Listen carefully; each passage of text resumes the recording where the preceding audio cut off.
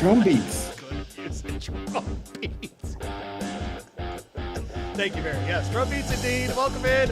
Happy Hour Indiana, rolling along. Tuesday edition of the program ahead of a pair of steaks tomorrow there at Horseshoe, Indianapolis with Josh Rodriguez and Barry Spears. My name is Louie Remote. Thanks for hanging out with us. On the program, I'll do a Delaware Park preview on Friday if you want to listen to that on radio. Johnny P will be along for that one. And of course, we will keep you abreast of all the developments this summer. But our job tonight is to cap the card tomorrow at Horseshoe, Indianapolis. A bunch of carryovers today. We'll not avail ourselves of those tomorrow, Josh, but like every freaking time we look at a Wednesday card, just a packed one, a stacked one ahead of tomorrow. All right, man. Good, man. Eight strong races here. As usual, we got the 3 turf races that I'll be looking at. I'll have to double check the weather, but yeah, really good card tomorrow.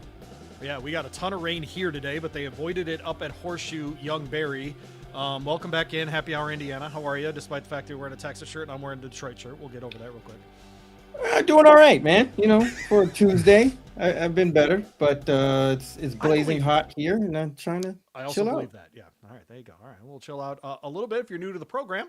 This is a lot like our SoCal Saturdays episodes. You will find every single race talked about here. 8 thoroughbred races tomorrow on the card at Horseshoe, Indianapolis. We will talk about every single one of them, a pair of handicaps to close the card. And if you are new to that, the reason they're running handicaps instead of stakes is because it allows you to run horses on Lasix. And we will have a pair of stakes to get into at the end of the card in races 8 and 9 today. But Barry, as we look at these races and we've looked at the racing there at Horseshoe, anything stand out to you so far as we've gotten to this point? I think in a rare case here, we may have a horse that stands above in one of these races for the first time. Yeah, but it's always an iffy proposition. One of the reasons I do love playing Horseshoe Indianapolis is because of the chaos factor, and it's ever present in every race, even when there's a small field, huge favorite. I mean, it's always some level of chaos going on there.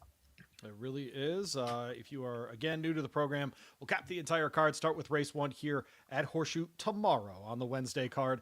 A maiden 15 for state breds awaits us here. It's on the Philly side of things. Going a mile, Phillies mares 3 and up in this one. Barry, we go to you in odd-numbered races. Where did you land in the opener?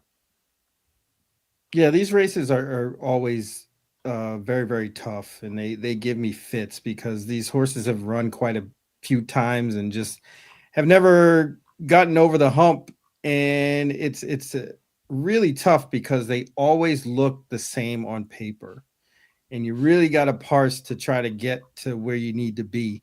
In this race, I took number 5, Higher Wish. I felt like this horse has some speed in a race, at least on paper, that doesn't look too loaded with speed. I know the 3 Pink Picture has gone to the front numerous times, but has never lasted. Higher Wish is probably going to get out there. I would hope they would try to get a stalking type trip under Mitchell Morrow. And, Aaron West does some good work when stretching out horses, this one included. He's at like 30% sprint to route, and this is kind of one of those races that fits the bill with a horse you could take a flyer on that hasn't gone this distance before. Sprints her out at an incredible number. She's coming off the bench here as well. Ran well last time out. Josh, you went to the 2 horse here in the opener, 9-2 on Miss Candy Pop. What you like about her? Yeah, I agree with Barry. I thought that it was kind of tough to see where the speed was going to come from. The 3 I have second in my handicapping. I mean, this is also a horse that I just don't like betting. A horse that has had a bunch of different tries.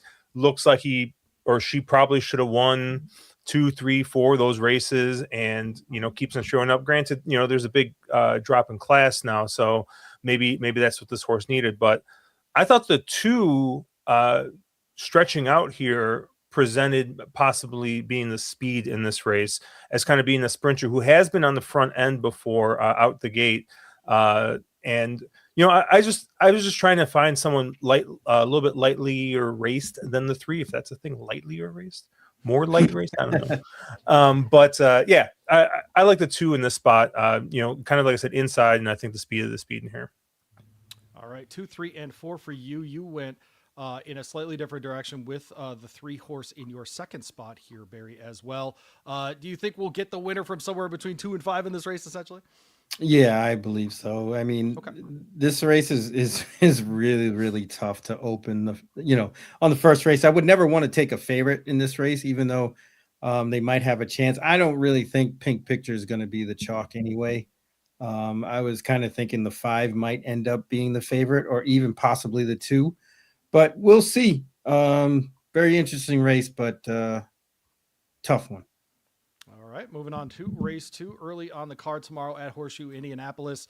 This is Happy Hour Indiana on the Horse Racing Happy Hour Network with Josh Rodriguez and Barry Spears. My name's Louie. Thanks for hanging out with us. A maiden special awaits us in race 2, going to mile 70 here.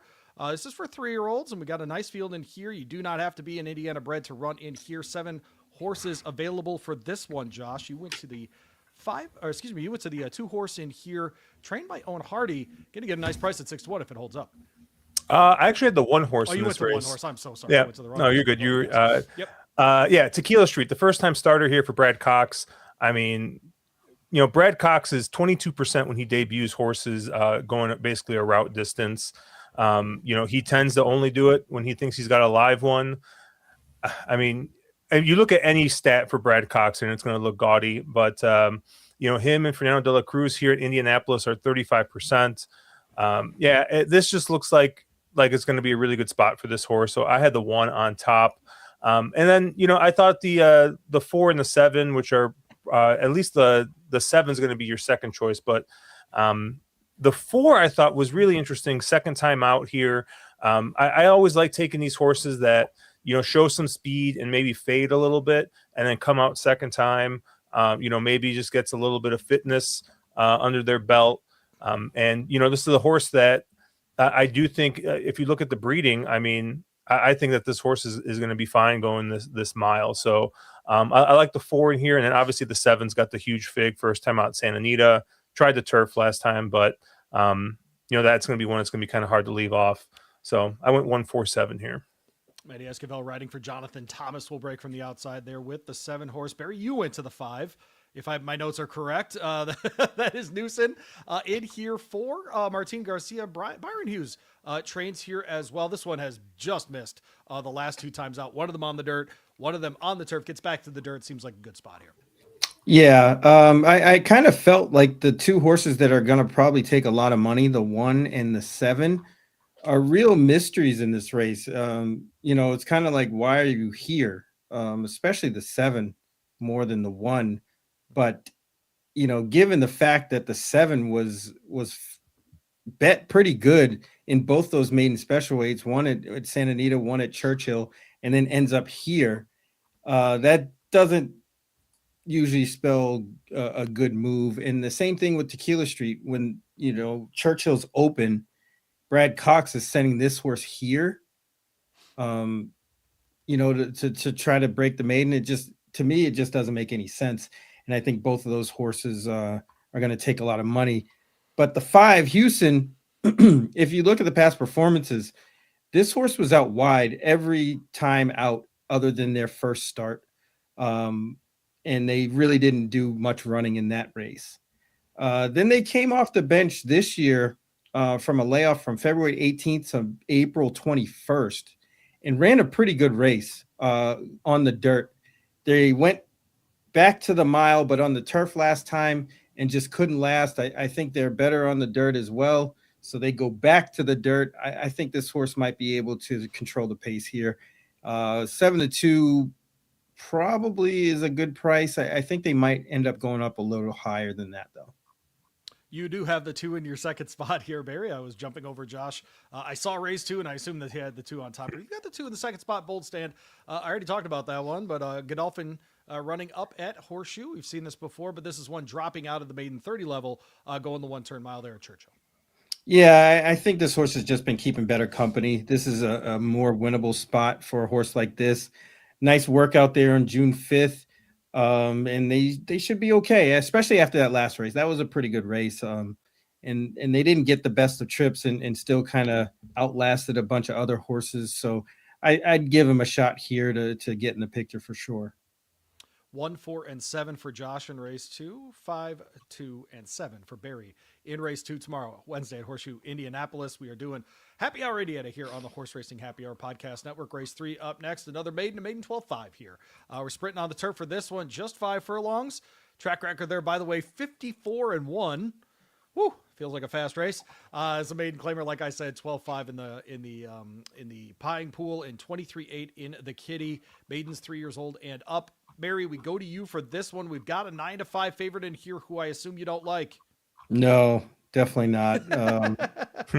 Those horses I see like this out of big outfits come here. So is all it the Steven time. that would like this horse? Am I getting that name right? Am Yes. I remembering people? Steven Right. would love it. What's up, Steven? All right. So go ahead. What up, Steven? But I see horses like this lose here all the time. Yes. Come in with a slightly better credentials in a race they should win. I mean, this horse is barreling down from maiden special weight at Gulfstream to 12-5. Maiden claimer 12-5 on the turf at Indy. It's not a knock on Indy by any means. It's just what happened to this horse that this one isn't running at Churchill or any of the bigger tracks. And it just spells red flag to me. So that being said, I went to the 9 long acting. This horse ran a pretty good turf race. The only turf race that they ran, and it was way back last August 31st, 2025. They finished 5th. It was going a mile, but I think it has some ability on the turf. And this horse kind of lost their way for a little while, running on a synthetic. They had a couple of good races on a synthetic, but it just doesn't seem like that's their best thing. Then they drop into this level at Horseshoe Indy on May 25th, don't run a step. And now they're going to the turf, which I think is probably where they will be best. They hook a field that's not very tough at all, and any sort of improvement, which I think they might have gotten since they ran on the turf before, could win this race. I think they're sitting in a good spot and will be definitely a good price. 8-1 seems about right, maybe a little higher than that. Long acting will break from the 9. Rogelio Labra trains there. Josh, this starts the hat trick. The old turf pick 3 earlier in the card than we're used to. Race 3 here, but the last 2 races on the card, of course, are going to be on the dirt for those handicaps. We're going 5 furlongs here. You have the same top 2 as Barry, just flipped around. What do you like about the 5 horse in here? The name of that one is I Conduit. Yeah, I honestly think the 5 has actually been running against some pretty good company. And you kind of did try maiden claiming once, and that was at Turfway. And we all know that those Turfway horses, I mean, even the maiden claimers, I mean, those are some tough races in there. Sure. So the barn switch here, coming back to the turf, where you kind of go back and you see the horse was starting to figure some stuff out in the turf at the end of 2024 at Canterbury. So I think this is the preferred surface for this horse. Coming off a long layoff here, but Fernando de la Cruz, he's fit to ride here. So I like the 5. And then I'm with Barry on the 9. I think this is a horse with some buried turf form. I mean, that the 89 time form figure run at Woodbine there at the end of the summer last year is the fastest figure that any of these horses have run on the turf. But besides, I mean, the 5's got an 89 as well. So I think those are probably your 2 horses to beat in here. I mean, I put the 2 in 3rd, but this horse isn't making my ticket. I mean, I think this is not going to be a good value proposition. I think people are going to see the lightly raced horse. They're going to see Mike Maker. I think this horse is going to get bet pretty heavily here. So I'm hoping with the 5 and 9, I get a little bit of value here out of this race. You know what I'd like to ask? Please. Mm-hmm. When is the last time Mike Maker won a 12-5 claimer? Yeah. I don't know. That's a really fair question. Maybe a Turfway, maybe a 10 kind of claimer. Maybe, Turfway, yeah. Maybe that's possible. I mean, I think if you keep a barn like he does at Turfway, you run in those kinds of races. You just because the purses are too big. You can drop horses there. That's exactly right. Yep. I'm be guessing good. that's where, but bringing this one out of Gulfstream to a 12-5 is a little unusual. I agree with you, Barry. Yeah, it does stand out as that. Race 3 in the books for us. Move on to race 4. Begins the late pick 5. Runs through the final handicap of the day on the thoroughbred side of things. Claimer here on the filly and mare side of things, 12.5 is the claiming price. 23.8 is the purse. Non-two lifers here and are not at least have won a race since December of last year. We've got some multiple time winners in here, including Zig Zappa, who will make her 37th start. She has won 10 races in her career. Even number race, Josh, we go to you for this one. You laid it on a 4-horse in here. Why do you like the 4-horse? Yeah, the 4 Krickenberger here. Second time out for the Contreras barn. Contreras is really, really good second time off the layoff here. Obviously, he's been just absolutely hot to start this meet. And I do think that this is horse. If you kind of look back, I think his best races have been kind of going these longer distances, in particular on this last race on the turf. So I really like him in this spot. I think he's going to be. Going to be pretty tough, or she is going to be pretty tough to beat here. And then on the outside, the 10 Super Stormy is another one coming off of a long layoff. But yeah, I think that this horse was running against some really, really nice horses down there in fairgrounds. And once again, I think it's just another horse that's shipping in, probably going to find, I think a softer spot. I mean, you go back, this is the horse that ran in Indianapolis last year, had a nice little effort there. So I do think this horse getting back to Indianapolis here, maybe getting against a slightly easier group.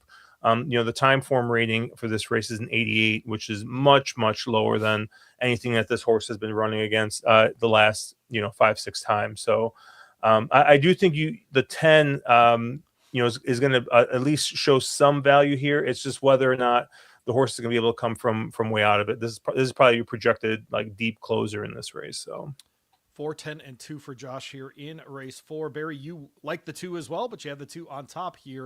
What do you like about Zig Zappa? Yeah, the 2 and the 4 were kind of compromised last time in the starter allowance 15K at Horseshoe Indy on May 14th. They both were out wide, and I think Zig Zappa just didn't get the best of trips because this horse needs a little bit of pace to run into. As Krickenberger kind of makes their own trip a little bit more. But I think in this race, there's enough speed in here for Zig Zappa to get a really excellent trip, especially with the post position relief they got drawing the 2-hole here. And they were doing really good work on the turf last year at Belterra Park and Horseshoe Indy. I expect that to continue switching back to the turf, which they did last time, and getting a better post position like they are this time. They look pretty good on paper. 2, 8, and 4 for Barry. There 4, 10, and 2 for Josh in this one. Second leg of the hat trick as well. Josh, how deep do you think you'll go in this leg? I'm just going too deep in here. Like I said, the 2 once again. I mean, I'm not going to be surprised if this horse wins, but would be my third choice in here. So I'll probably cut. Go to race 5. Starts the late pick 4 there at Horseshoe tomorrow. We're doing Happy Hour Indiana. My name's Louie Rabeau, hanging out with Barry Spears and Josh Rodriguez here on the Horse Racing Happy Hour. We'll be up there on Indiana Derby Day. If you show up an hour early, you can catch our seminar ahead of the races from 11 to noon Eastern time up there. Of course, available wherever you're watching right now. We'll make sure to catch you on that time slot as well. Guys, by the way, we are like a month out. Have you done the math? I know, right? Pretty wild to think about. Sneaking up. I can't wait. No, it's going to be great to get the 3 of us together in the same place, same time. Oh, funny enough, I went to the beach. I went to the beach on Sunday, right? And I used my Horseshoe Indianapolis cooler I got at last year's Indiana. Those are pretty awesome, actually. They do have good swag. Very awesome. They really do, actually. We'll get some more swag in about a month. State bred allowance here, $41,000 in the Kitty non-two lifers here. And this is on the male side of things, 3 and up here, guys. Interesting field for sure. And we tend to get these kinds of races on these bigger days as well, where they fill in really well on these Wednesdays. Josh, we go to you. Barry, we go to you here in race 5. Who'd you land on? I landed on the 2, Gunzo. This horse really has not run a bad race. The 2 races they started off with last year to start the career in August and September were really good races. One they really just didn't get a good start and came running first time out, second time out, one going away, um, from the outside. Then in the stake race that they ran in October, they just didn't get a good start, got wiped out and didn't have a chance. Laid him off until May of this year. Ran a pretty decent race first time off the bench. Improved off those races from last year. I think that sets this horse up to run a really good race tomorrow. And 8-1 seems a little far fetched because if you just cross out that October 25th race, this horse is run pretty good every single time. Lightly raced. I think that they're going to get bet a little bit. So I'd say probably 9-2 ish, 4-1 is probably the sweet spot. Race 5 here, Horseshoe Indianapolis. Late pick 4 starts here. Josh, you went to the 6 horse, Barry's second horse in his handicapping here. In Unattainable Love, been off the track since August of last year. What'd you see here? Yeah, I mean, I think that effort that horse had first time out, I mean, just looks great. I mean, compared to the rest of the field here. And I'm interested to see how this horse comes, off the long layoff. Horse has been working pretty consistently here, and has got at least one nice work there. 2 back, kind of a maintenance workout last time, but yeah, I think this horse, that last race, I think just looks to be basically the best from what I've seen on these horses. I think the 4 is another one that looks pretty good, but it hasn't really run on a fast track in a while. And if you kind of look at the fast track efforts, they're a little bit worse than what this horse has run on the slop. So, my main, question with him is going to be, is he going to have the same type of speed as he did on those sloppy tracks? So, I have the 6 on top here. I like the 4. And then I did use the 3 a little bit, and he's kind of the opposite of the 4. I'm just crossing the line through that last race because it was on the slop. If we get a fast track, I mean, that race 2 back looks pretty good. Obviously was on the lead and, went wire to wire in that race, but was a much softer spot than what he's going to be facing here. And there is a ton of speed in this race. So I don't know what kind of trip this 3 is going to get, but at 12-1, I'll pay to find out. 6, 4, and 3 for Josh here in a race 5 tomorrow. Horseshoe Indianapolis 267 for you, Barry. I don't think we got a comment from you on our jalapeno. Evan Roman pilots this one for the Dobbs barn. We saw this one in the slop last out, but before that, impressive in breaking its maiden.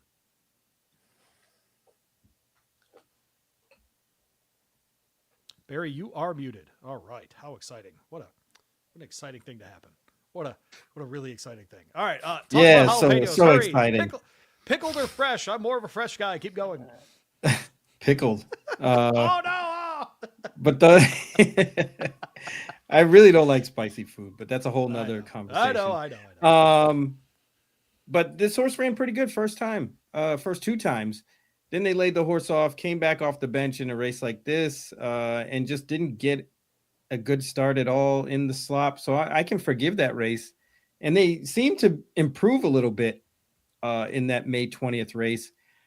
This race is truly wide open. So I'll give this horse a shot to hit the board, especially if they can get position early. There doesn't seem to be a whole lot of speed here, but sometimes these, lightly raced horses in races like this, they get real competitive and things get real quick up front. So either way, I think our jalapeno might hit the board somewhere at a big price.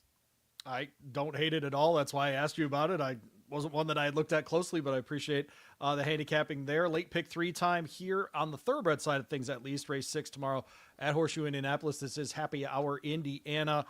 We are back on the turf for this one. It is the close of that hat trick bet. State bred fillies in this one on the maiden special weight side of things. Mile and a 16th here, and this is for fillies and mares that are 3 and up. Josh, we go to you here. This is the closer of your hat trick bet. The one horse in here is 8-5. Alex Achard did have 2 wins on the card today. What do you make of this race? Yeah, I guess I'm a little confused why they made the one as short as they did. Um, I mean, I guess they see, hey, this horse has got some stakes runs, and a bunch of seconds. Hey, maybe this horse just needs the switch over to the turf. But I have questions. I think with this horse going on the turf and going long on the turf, especially at a really really short price. I actually really like the 8 Wakari here, 20 to 1 on the morning line. I did see that Barry likes this horse a little bit as well. So my guess is we're not going to be getting the 20 to 1, but That's usually how it goes. I'm just looking at the sire Isotherm, who has definitely shown early. That he's got 4 turf winners going a route of distance, in 30 starts. So at least has shown, hey, to be able to have some progeny, they're able to go, go the distance on the turf. And, this is a horse that did improve last time. I do think that just kind of screaming for more distance and to get on the turf. So I expect a lot of improvement from the 8.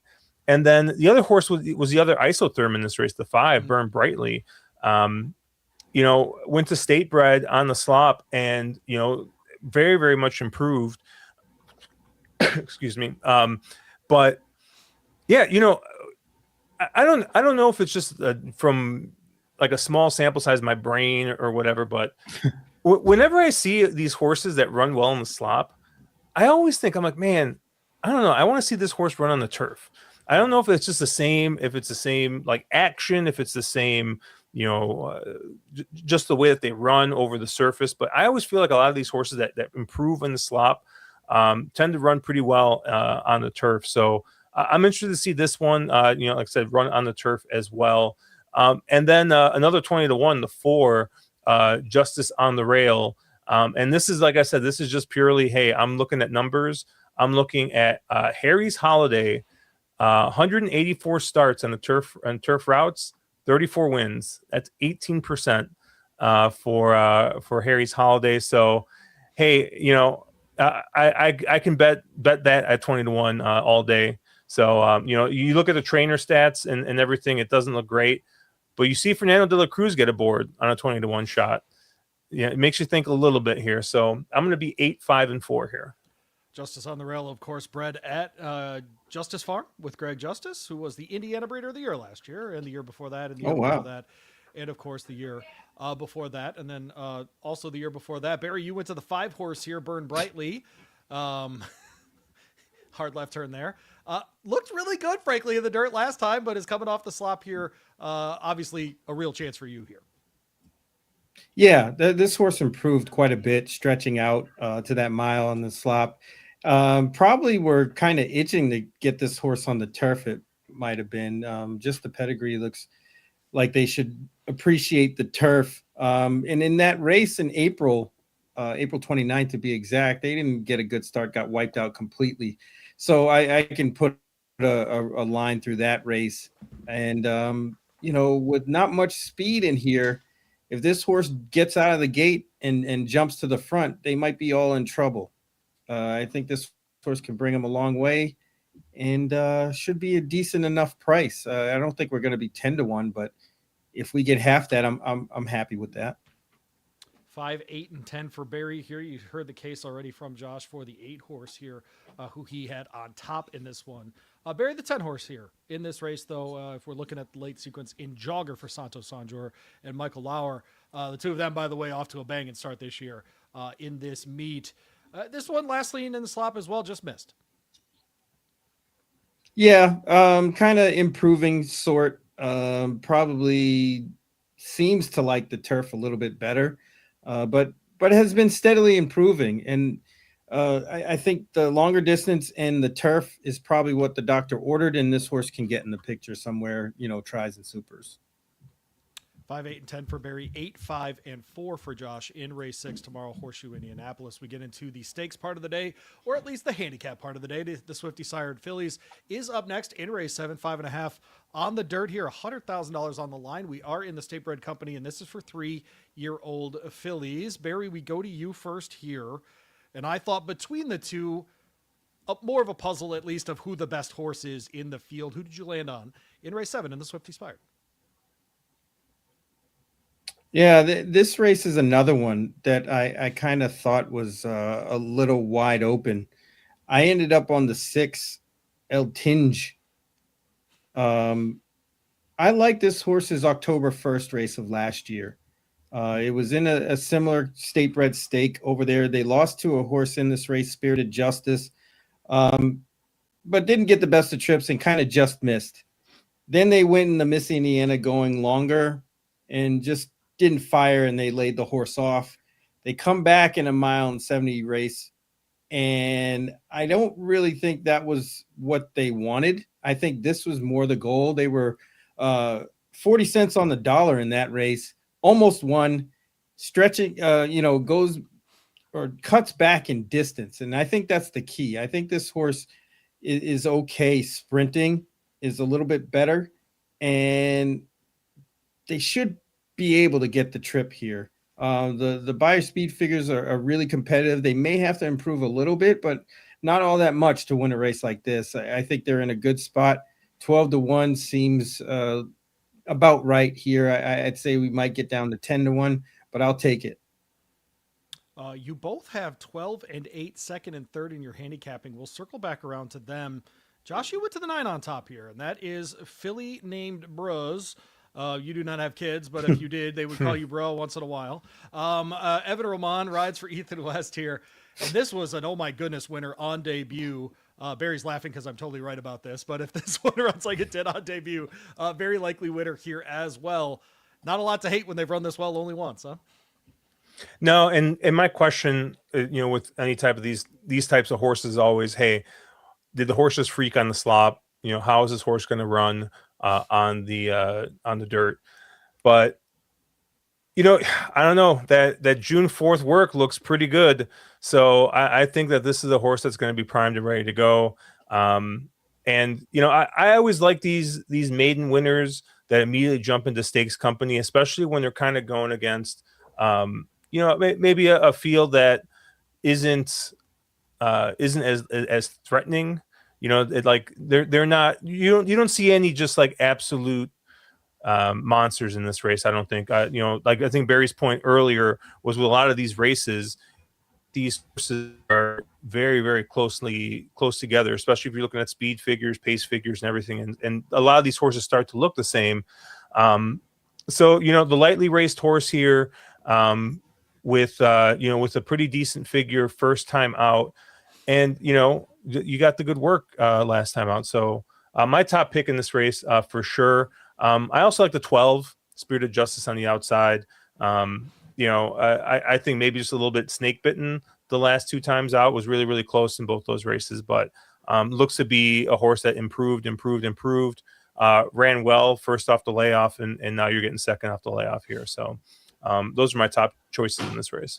9, 12, and 8 for Josh, 6, 12, and 8 for Barry. Let's talk about the 8 horse in here, Bear, just a little bit. Prayer Unbridled. I actually have this one in my late pick 3. I thought looked impressive on the slop last out, but we also saw last year, especially going the shorter distances, this one absolutely fits in this kind of company. In fact, breaks are made at the maiden special weight level amongst Indiana company. What do you like about the Terry Phillips training here?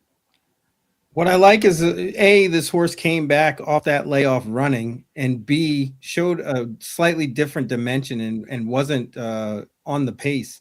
Kind of came off it and won going away. I think that spells good for improvement, especially in this race where I think there's a lot of speed.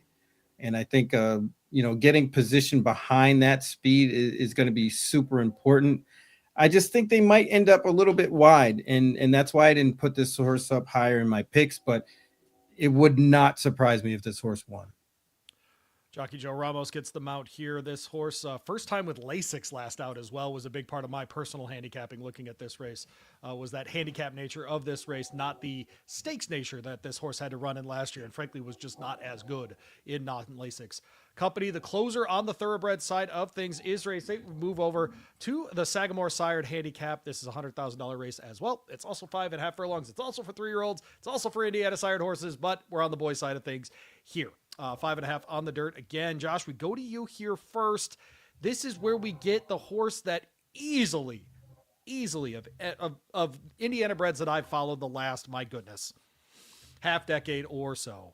At this young of an age to have speed figures like this is very, very unusual. I will put that out there. But the 9 horse in here, Josh, comes in. His name is Junior Shadow Boy. He is a Joe Davis trainee. He has 2 wins this year.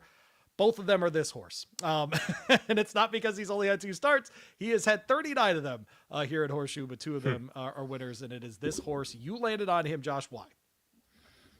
I mean, those 2 races, very, very, very impressive. And I really just tried. I tried to look for alternatives in this race, and I couldn't. I mean, even like the 8, I was like squinting on the 8, but then you look, and the best race the 8 has run was a route distance. We're cutting right back, and you look at the sprint efforts, and they're not nearly as good. And you know, he's had a number of tries there on sprinting. So yeah, the 9 is I think going to be really, really tough to beat here.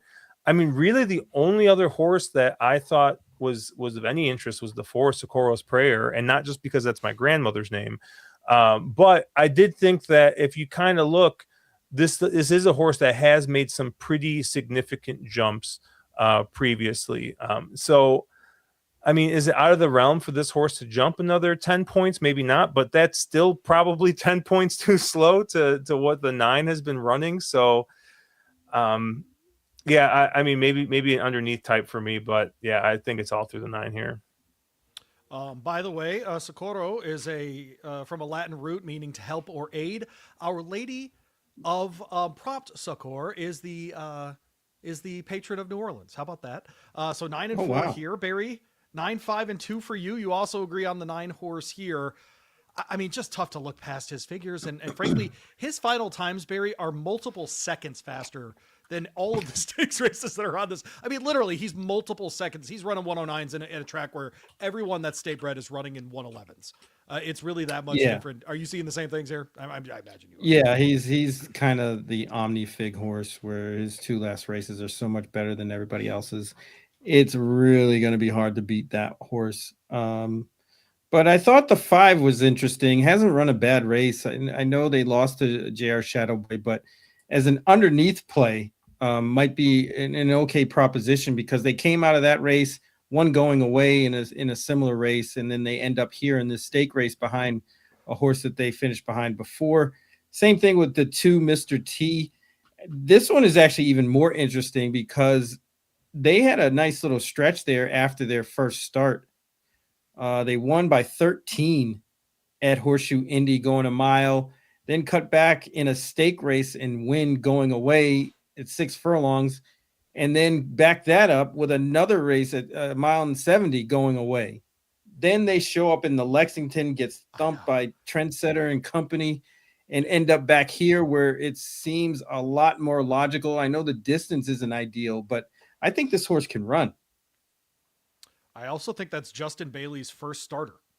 If my numbers are correct and everything else that I can find. So good luck to trainer Justin Bailey. We'd love to have you on the starter podcast in a if you end up stake winning this race. It's not the end of the world, is it? Didn't Adrienne DeVoe just do that? Something like that, right? Yeah, something like that, right? All right, so let's get into our tickets for the day. Bear, I'm going to go to you first. So you have a daily double late in the card that starts in race 7. You're going to use that 9 as a single in race 8. But you're going to use a couple of value horses before that. Pretty easy to do here, folks. $2 per dollar that you play on this thing. So if you play it for $10, something like a $20 ticket. So you would use El Tinge, which, by the way, don't you feel like El Tinge is something that a woman that you would never want a second date with would say on the first date, where she would say something like, "Ew, that's El Cringe." Like, you know, like if they said something right, like I was going to say El Cringe, yeah, not El Tinge, but yeah, we're not that's going good. out again. Yeah, we're done here, Brittany, or whatever your name is. And so, It's like, but El what's Tinge, that show where Chuck Woolery was on, where they used to give him dates? Like, nah, like we'll be back in 2 and 2. We good. 6 and 12 for Barry in race 7. He'll go to the 9 in the last. Let's go through your hat trick here. We got to go back a few races, Josh, to look at that. You'll have the 5 and the 9 in the first leg of this, which I believe starts in race 3. It does. So reminder that Josh is trying to beat that 9-5 Mike Maker favorite in here with I Conduit, the second favorite and then Long Acting, who I think is probably 4th or 5th in the morning lines, at least. Just those two in the sprint, right, Josh? Yep. Okay, perfect. And then in race 4, another 12.5 claimer, but of winners here, mile and a 16th on the turf. You're going to go with 2 horses once again. Krickenberger, which might be the best name on the card, and then outside of that, and the 4-hole, and then the 10 in Super Stormy. Marcelino Pedrosa Jr. gets them out for Daniel Simpson. So 4 and 10 in that second leg, and then moving to race 6, that maiden special. You're going to spread a little bit more here and go 4, 5, and 8. But in the first leg and the second leg, you're going to try to beat morning line favorites that are lower than 2 to 1. Yeah, just going to try and get through that first leg, beating the favorite. I left the second favorite out in the middle leg, so try not to be too chalky through here. And then one last thing, I grew up in a town called Justice, right? And the 4-horse is named Justice on the Rail, and you know how neighborhoods and phone numbers, right? You had the area code, obviously would be a wide area, but neighborhoods would have the same first three numbers, right? Well, 4, 5, 8 is actually one of the area or the phone groupings in the town of Justice. So spread in that race, folks, because nothing Josh said has anything to do with horse racing tomorrow. Who knows? So there you go on that, or maybe it does. The hell do I know? I'm just a guy with a podcast. Hey, it's better than living in East Jabip. You don't know that, right? Yeah, that's true. The weather's beautiful in East Jabip. Yeah, you don't know nothing about East Jabip. You watch your mouth. All right, I'm going to play the late pick 3, and that includes a quarter horse race that follows the thoroughbred races. And so I'll go 8, 9, 11 in the Swifty sired in race 7. So that includes Prayer Unbridled, who Barry talked about, Filly Named Bruz, who's on top for Josh. Relentless Chick is one that we did not talk about one last time out under Mendoza, who has lost his bug for this one, right? He's got to carry the 122 pounds here, but this is one that we saw get Lasix last time for the first time and go ahead and battle in the stretch and get there. So I'll go 8, 9, 11 in the first leg. I'll take the favorite in the last race on the thoroughbred side of things in the Sagamore sired with the 9-horse Junior Shadow Boy. And then in the maiden to close, we're going 350 yards here. There's a couple I want everybody to look at. And yes, I'm about to take you through a quarter horse field. The 2-horse here, favorite Kiss 43, first time starter, but trialed beforehand. Okay, so this is a horse that tried out of the gate doing an early work. And before that, though, ran a 12-13 breaking from the gate. Very good number. Tim Eggleston's first time starters hit at 15%.